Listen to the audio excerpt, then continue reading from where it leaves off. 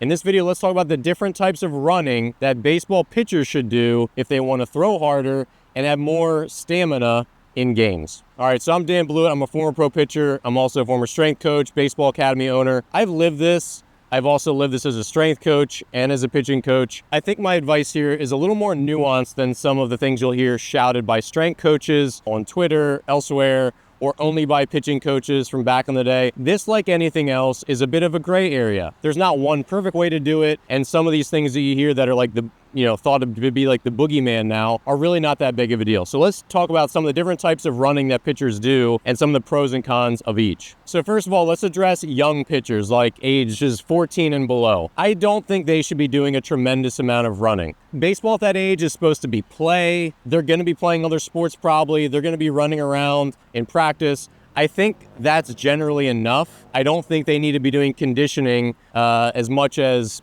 high school and college and pro pitchers do. I don't think it's your job yet, and I think it's okay for their workload to be a little less because the workload of a pitcher long term is pretty significant. You have to throw 5 to 6 days a week most of the year. You have to do arm care 3 to 5 days a week most of the year.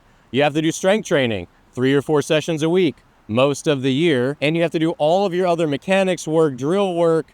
There's a lot that goes into being a pitcher, and I think we have to make some decisions about what young pitchers are expected to do. Sure, doing a pro workload at 13 is great. It's going to make you really good, but you're also probably going to hate it, and you're also going to probably burn out. I didn't like a lot of the stuff that I had to do to be good, but I liked being good. Those are decisions adults can make. I don't think us making that decision for young kids is in their best interest for them to be in this game for a long time. That being said, there's kind of a couple different buckets of running. There's short sprints, say 60 yards and less. There's medium distance sprints, let's say 60 yards to 400 meters. And then there's cardio, and that could be long, steady state runs or even interval runs. So say you run quarter mile hard, and then you jog or walk a quarter mile, interval runs like that. Those are kind of the bread and butter that pitchers tend to do. And one of the big things in popular culture recently is to demonize long distance, steady state cardio. And the reason is physiologically,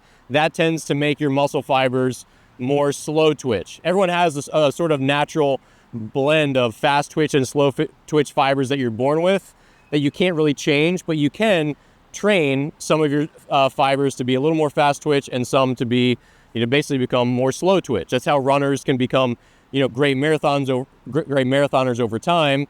And you can also get faster over time. So one of the big things that's important to understand is that sprinting trains the same energy system, the anaerobic system that you use when you're pitching a baseball. Pitching a baseball is highly explosive. It's a very short action, and then you have a long period to recover. You pitch a baseball for half a second, and then you're going to walk around the mound and, scratch and do all these other things, take your hat off for the next 20 seconds, then you're going to pitch it again. So there's a long rest interval given the work interval. So sprinting most closely matches that, and if you want to throw harder, you need to become more explosive over time. So sprints obviously have a significant role in being a harder throwing pitcher. Johnny Sain, the famous pitching coach, discussed at length in the great book Ball 4, famously said, "We don't run the ball across the plate," or something to that effect, if I didn't get it exactly right. And it's true. You do not need to be doing 3, 4, 5 mile runs as a pitcher to become a better pitcher. That said, if you like to do a longer run once a week, I think that's totally fine.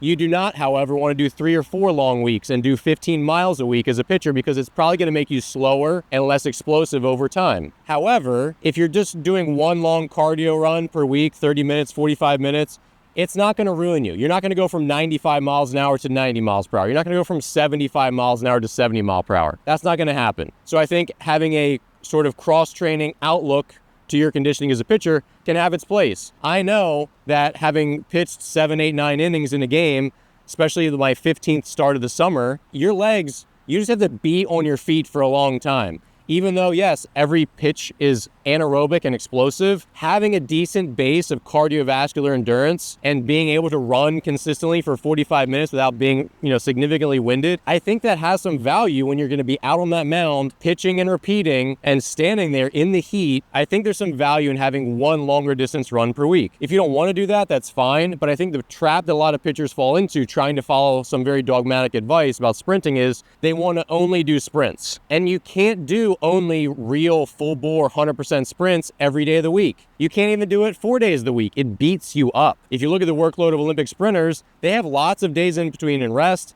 and maybe they only run 400 meters in a day because they do 10 max effort 40-yard sprints, and that's their entire workout. I don't think that quite matches the demands of being a pitcher who's out on the mound for 2 hours, especially a starter, and has to repeat, even though he's being explosive every time, still has to be out there and be on his feet and be an athlete for 2 hours. So I think there's some give and take here, and that's why I think there's some nuance to this discussion. I don't think you should be afraid of having one long run per week or some interval runs. Say you do 20 minutes and you do sprint jog or hard run, slow run for 20 minutes. I think those longer runs have their place. I also know that 200s and 400s, half a length and entire length around a track, those have a tremendous mental and physical, they really demand a lot mentally and physically. They really help to tighten your body up, and you start to you feel your core loosen up towards the end of a long 400 or a 200. You really start to feel your body control start to get sloppy, and I think there's some real mental and physical benefits for pushing through in those longer, really difficult sprints. 200s and 400s are brutal, and having some of that brutal training in there, I think, has some real positive benefits for your conditioning and your body control and your mental toughness as an athlete. So I think they have their place there too. So all this to say, for a pitcher, I think having a balance of different durations of conditioning is valuable. If you say you did 4 conditioning workouts per week, which is probably normal for a college or pro pitcher, maybe one of those days is a longer, more cardio-based day, maybe a 30-minute just slow, easy jog. The second one is maybe a interval run where it's 20 minutes, runs hard for 1 minute, runs easy for 2 minutes, something like that. And then the other 2 days a week are probably short sprints, a mix of 20s, 40s, 60s, something like that. And so that is a typical scope of work for a pitcher and their conditioning. Now again, is a high school athlete going to do 4 conditioning days per week? I don't think so. Maybe it's two workouts a week.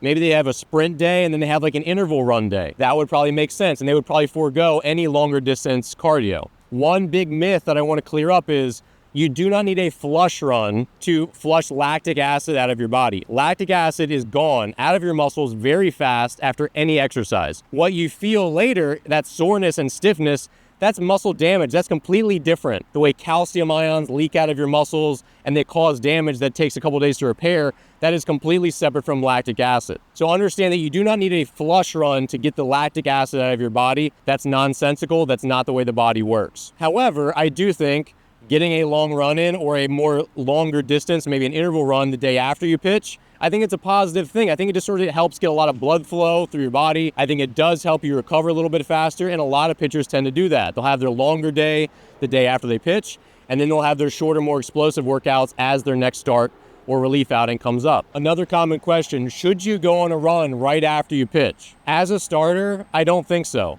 Why?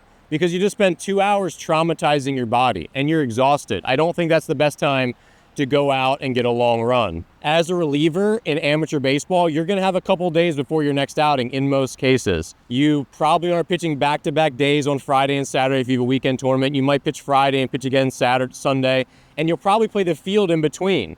And you're gonna get a lot of conditioning from just playing the field as a position player in between your outings. And that's why another reason that amateur players don't need as much conditioning as pro players, because when I was a pitcher in pro ball or college ball, I was only a pitcher. So I wasn't out there playing shortstop or playing the outfield and getting all that run in, run out, and just running the baselines, all that conditioning just from playing the sport. Be sure to figure out what's appropriate for you, given the fact that you'll play other positions at the amateur level. And one last thing that I want to impress upon you, the only way to really, truly be in shape to pitch, especially as a starter, is to pitch.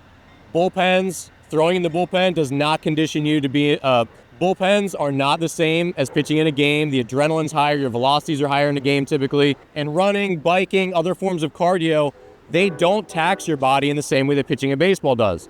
So every pitcher, you use other forms of conditioning to help bolster your body and give you the stamina generally, but the only way to really be in great pitching shape is to pitch. So early in the season, you're gonna have bad stamina, even if you're in really good shape from a lot of running and conditioning and whatever. Once you get a couple starts under your belt, you're gonna start to feel better because pitching a baseball is still the #1 way to get in shape to pitch a baseball. All right, that goes for both starters and relievers. So hopefully this video was helpful. Conditioning for pitchers is important. especially if you're a starter. As a reliever, it's a little less so. So tinker with different types of workouts, figure out how much you can do and feel good about. And as a young pitcher, don't stress it too much. Have fun, enjoy the game, and pick and choose what you're willing to do, because I want you to continue to feel good about your workload and not feel like baseball has become a chore. All right? So thanks again for watching. Be sure to subscribe, check out my books and online courses, and I'll see you here in the next video.